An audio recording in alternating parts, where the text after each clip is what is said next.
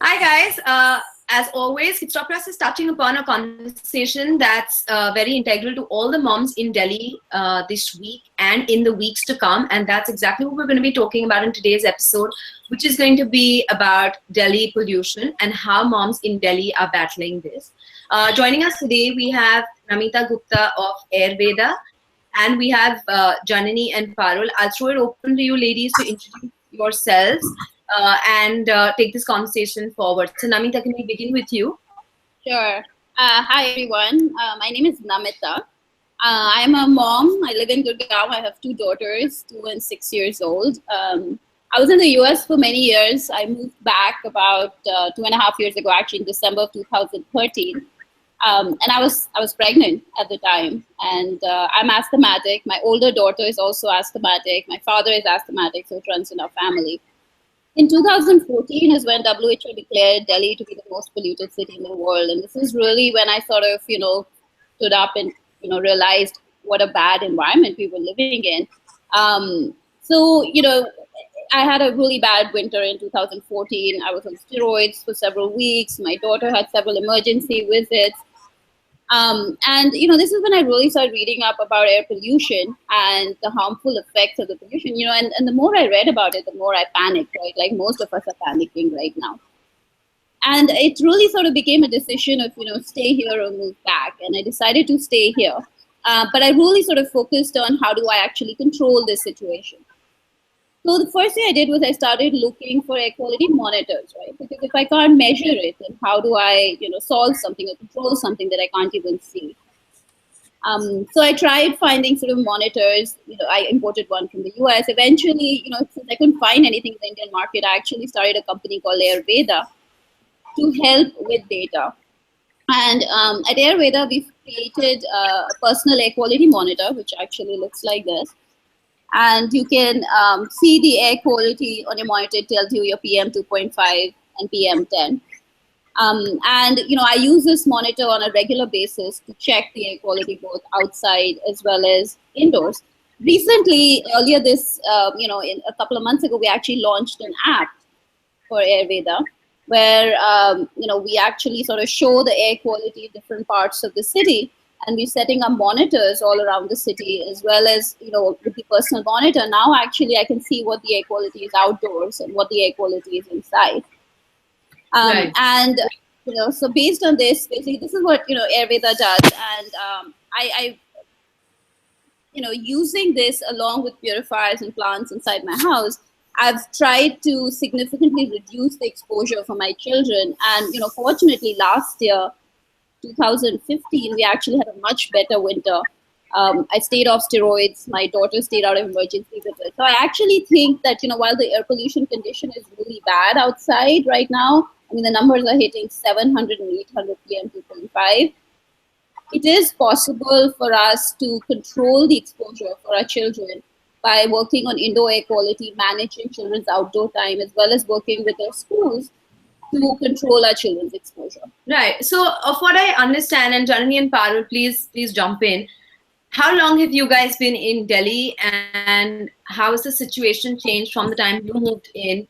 And Janani, I also know that you kind of move out of Delhi every time you anticipate. Right. Just like flies back to hometown and comes back when she feels like, okay, the situation is better. That's true. Yes, Mansi. So it's been 2.5 years in Delhi for me. My husband's been here much longer. He spent his childhood here. But the summary I receive is it's been the worst winter in terms of pollution levels this year. So that is scary. And I have a 3.5-year-old daughter. And what struck me as a mother was, she's been in Chennai, she's been in Mumbai. But, the mere exposure to Delhi weather has, given her, slight coughs or, sudden cold attacks and all that. So we realized it's got something to do with the weather. So that's when obviously the pollution news started, becoming popular, and we did our own study and to find out as parents how we can curb the pollution. So it's actually silly for parents to sit and wait for the government to do something and think like government will handle it or tackle the issue. It's not going to happen. It's for us as citizens to do something. So, as Namita was saying, to track the quality wherever you go, and to act wisely would be one or the first and foremost measure as parents you can do. Of course, as Mansi said, we plan an escape whenever we see the values hitting high, and that's not practical for everybody, I understand. But that's one idea you can keep at the back of your mind. And if you think that air quality is really hitting hard, so you can really plan a quick escape. Apart from that, of course, purifiers and masks are an immediate solution. And let's hope for a better weather for our children, better future for the kids, actually. Right. Parul, you've always been a Delhi girl? No, I'm actually from Calcutta. I moved here 13 years ago. So I Wow. have an 11-year-old daughter and a 6-year-old son. And my Right. son has a bronchial problem. So the moment the weather changes, I know that things are going to get really bad. Right. So how has it really changed given that you are the longest standing candidate on this panel staying in Delhi? How has it really changed in the past 13 years? Was it always so bad, or it's just more awareness now and that's what's causing so much of panic?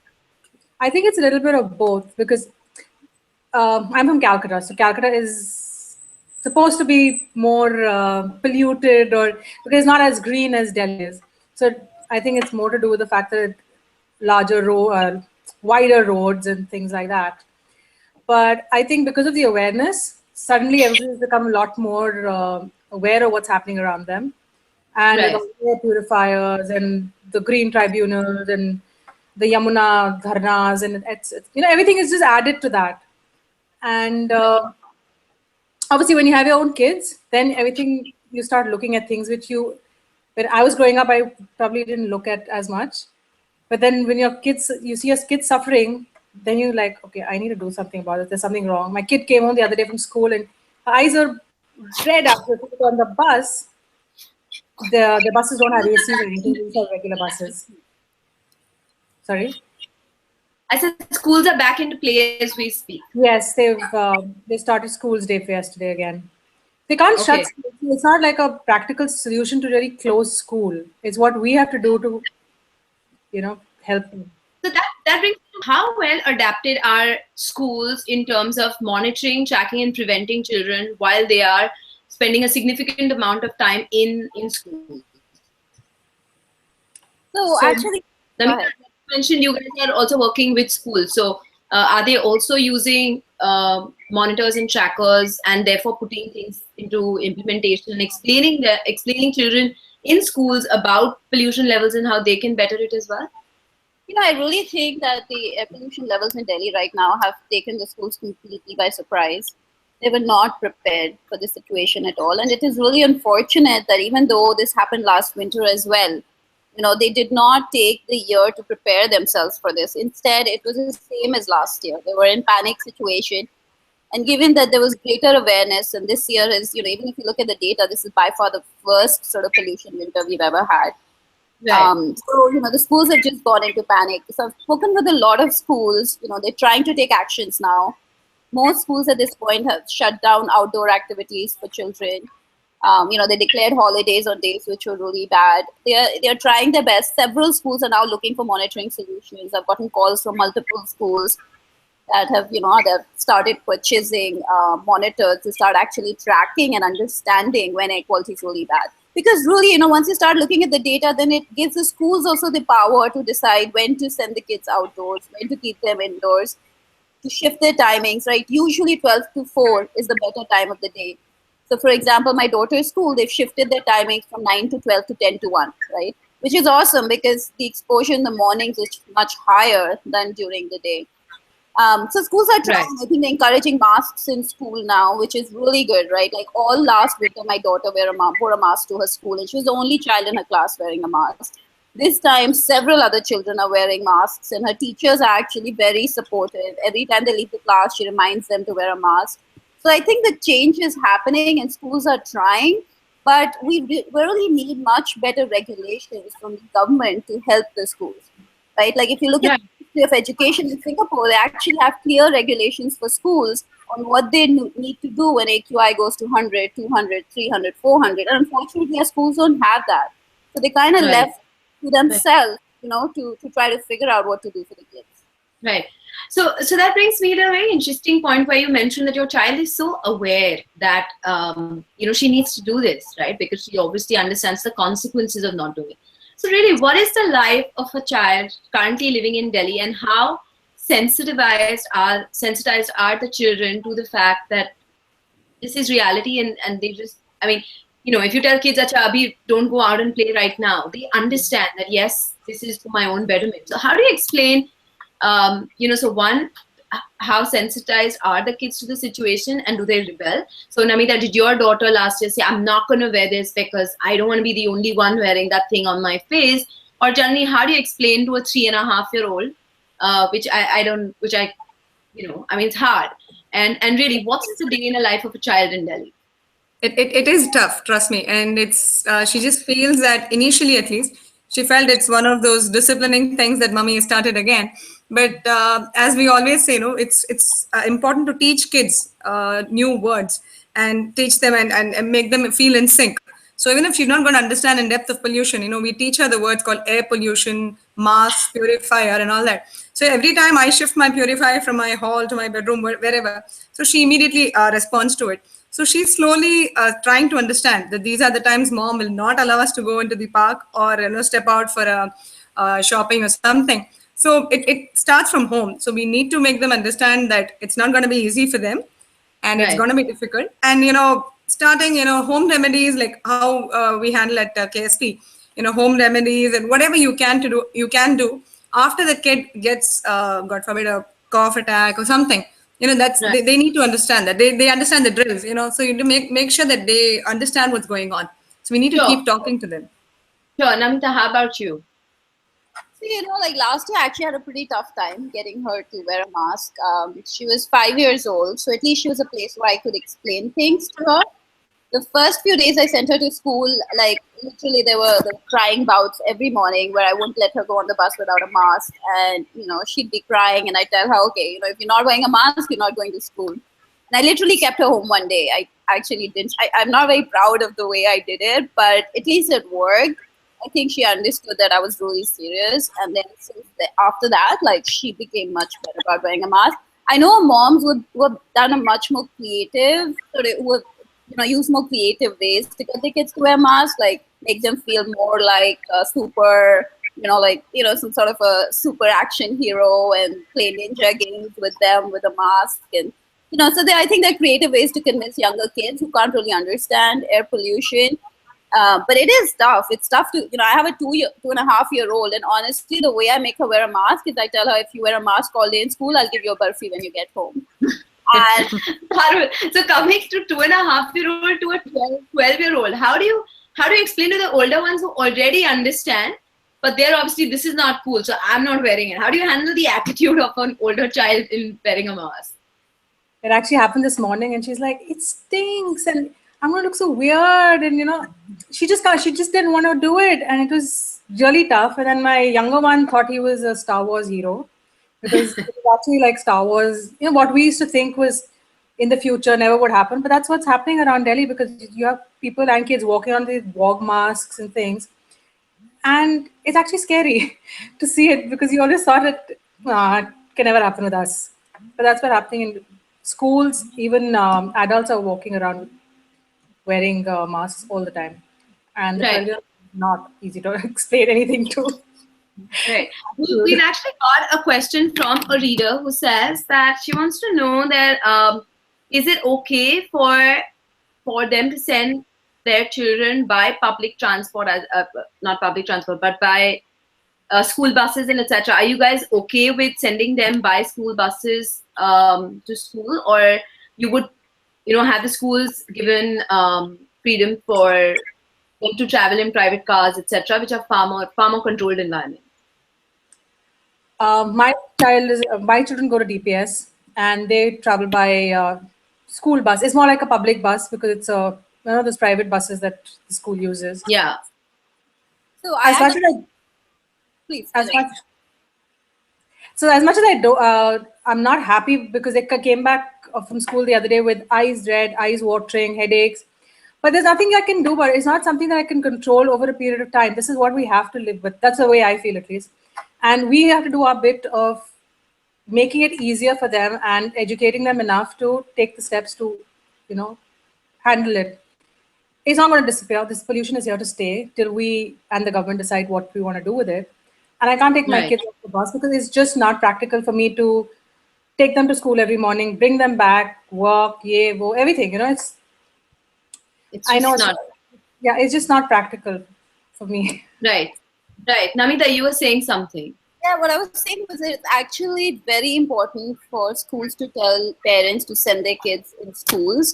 If every parent were to take their car to drop off their kids, they will be just creating so much more pollution outside the schools and in the parking areas that, school buses at least limit the amount of vehicles that are standing outside schools. So, we really need to get our kids to go to school in buses or, carpools, if anything. But individual cars dropping and pickup really needs to stop. In fact, schools should just ban that. We can't have a car per child outside the school in the morning to pick up, in the evening, drop off and pickups. This is just really bad for the air pollution levels in schools. And schools need to be better prepared in the buses, right? Like they should make sure the windows are closed. They should make sure that kids are wearing masks in the buses. They should notification to the parents to tell them to, get their kids to wear masks in the buses. Because, masks are all about peer pressure, right? When kids see other children wearing them on the bus, they will wear them too. They can keep some disposable masks on the bus for children who don't have them. But really the solution is to fix the school buses rather than to tell parents to, sort of use their personal cars to move children back and forth. I'm gonna now come to suggestions and recommendations that you have for parents, and suggestions and recommendations that you want from the government in terms of how do you guys think that the situation can be better handled, and towards the educator. So all three. So if you guys can give one suggestion each for all three of these, then it'll be great. Janani, do you want to begin? Yes, as Namita was saying, schools need to be better prepared to handle the situation because that's where our kids spend most of the time. And in fact, compared to when we were studying, of course, schools are better equipped now and they do a much better work.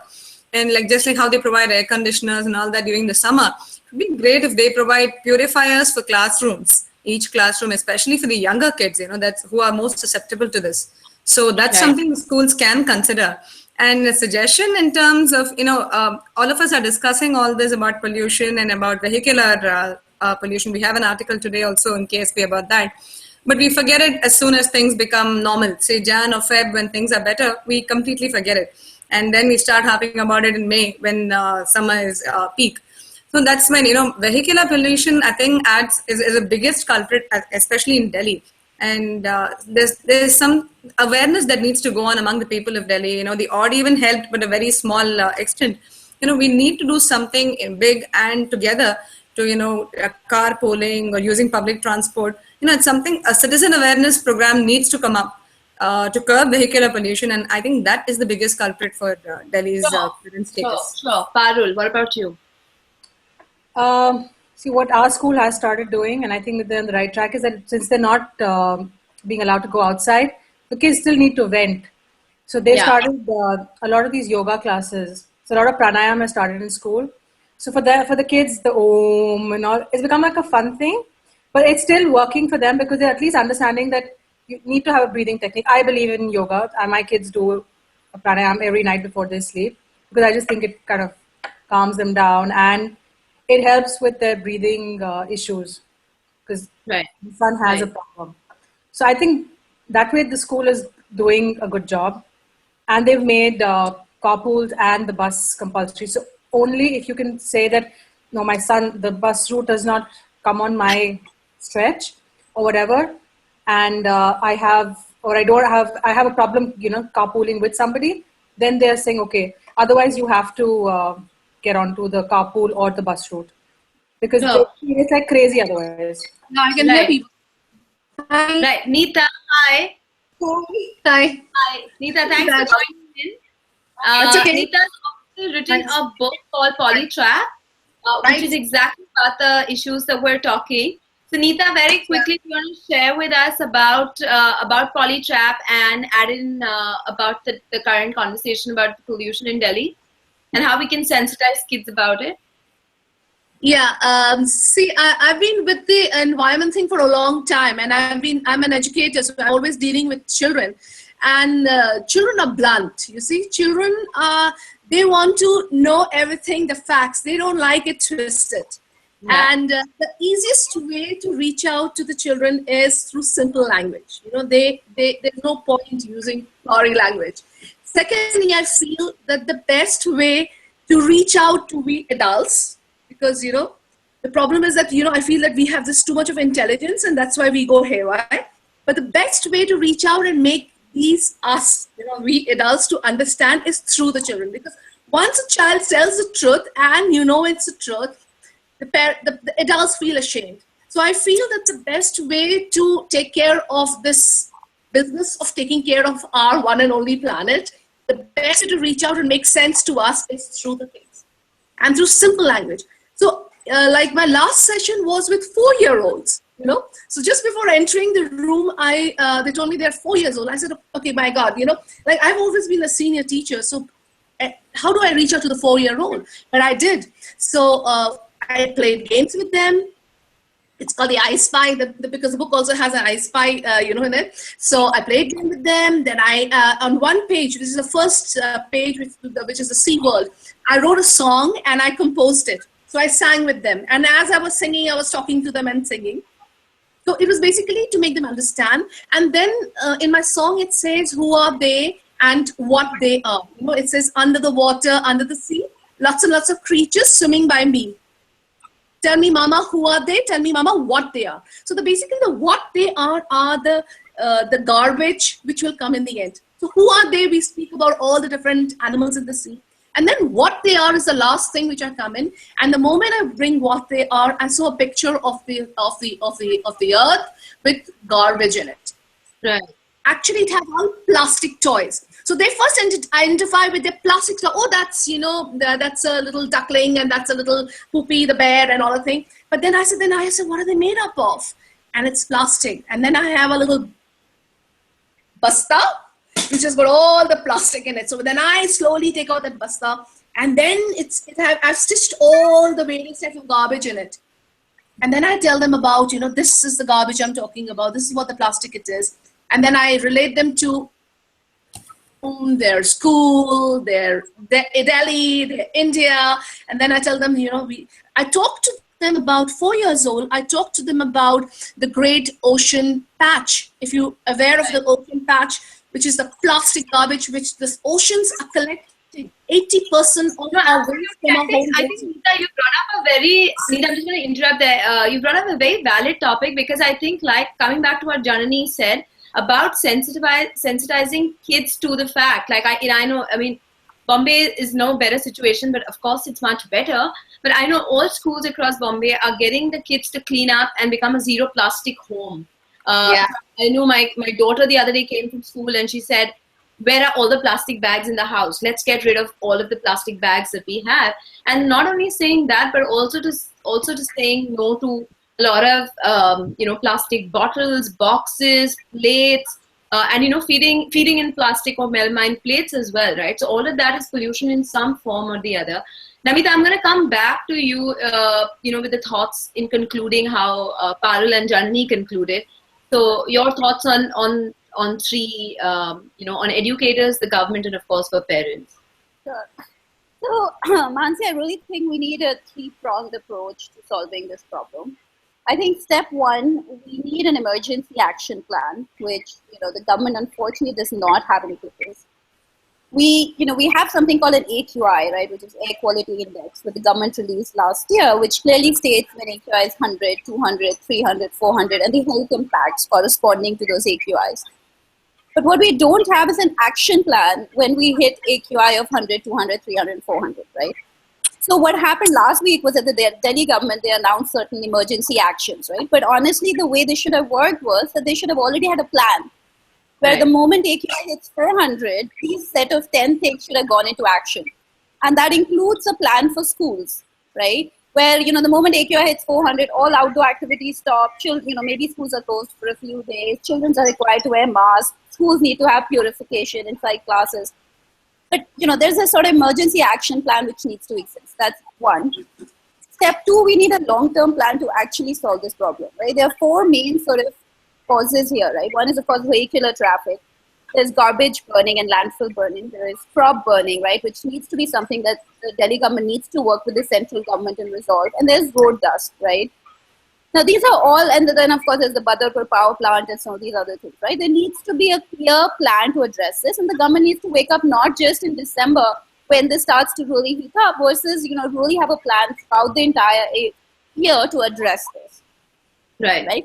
And I think step three is we need to also have a strong citizen participation, right? Like, even if you look at the citizens, right, they just wake up in October and November, right, when it starts hurting them and they can start feeling it in their eyes and their throat and the kids start coughing. Really what we need is more aware citizens who understand what the problem is and they are themselves taking action to fix their own behavior, right? Are they all checking their pollution in the cars, right, and getting proper PUCs, right? Are they doing garbage segregation at home? Are they making sure that their malis are not burning in garbage? Are they stopping use of diesel cars, right? Like, we need to have a strong citizen movement where people are coming together and saying, we're going to reduce the amount of air pollution we are creating, right? And this is where the government, the individuals, can all come together and really create a plan to make our city better in the long term. Right. Have you guys, last question to conclude this, have you guys ever thought of moving out of Delhi with the current levels and no action? Or this is just 4 minutes, it's okay the way it is? See, I'm already out of Delhi. Okay, that's because thanks to the army, we were posted out of Delhi. But I don't want to settle in Delhi. I have a house in Delhi. I know after retirement, I don't want to go back to Delhi. That's definitely there. But the question is not of running away. You see, it's not the question of running away. The question is because we don't have a strong community system. You know, we do individually. I'll do it from my house. I'll walk away. That's it. You know, the community feeling, wherever you're living, the community is not strong. The community only does, there's nothing like community. Right. So whichever community comes in, it has to be having a strong community policy. We don't have a policy. We are not into Shramdan. We are not into voluntary services. We are only into services where we are getting our revenues. You know, so these two things are lacking, and it's lacking right from our children. Children are only brought up as to you educate and you get a good job. That's it. Where is the community we talk about? Where is the Shramdan we talk about? We don't have it. It's been 12 years that not even a single kitchen waste from my house goes out into the dump. I'm not polluting. So I have definitely not added to the methane, which is 30 times more powerful than your carbon dioxide, by the way. Right. And our methane production in the world has actually doubled. It has actually doubled. If you look at the landfills you're talking about, the landfills can be actually a resource fill. But we make it a stinky landfill. My third book is going to be on that. Right. The second book on air pollution. My third book is on that. And it's a very simple solution. We don't need high-tech technology to take care of our waste because nature has given us the gift of aerobic and anaerobic bacteria. So we are looking at the aerobic bacteria. The only thing is we need to learn to segregate at source and take care of that methane producing thing. But we muck up everything by making it a sticky. So these are the things which we need to bring it right from the beginning. The children need to be taught that. We don't need... Sorry, we're running out of time. I'll have to wrap this up. So thank you so much, guys, for joining us. And I'm sure that all the solutions that you guys have provided are going to be of great help to a lot of parents. And I really hope that, you know, that we are going to not just have this as one trending hashtag and there is going to be action around it. And we're not going to wake up yet again next winter talking about this. So thank you so much for joining us, and yeah, and fingers crossed, hoping for the best. So thank you so much. Thank you. Thank you for having me in. Thanks. Bye.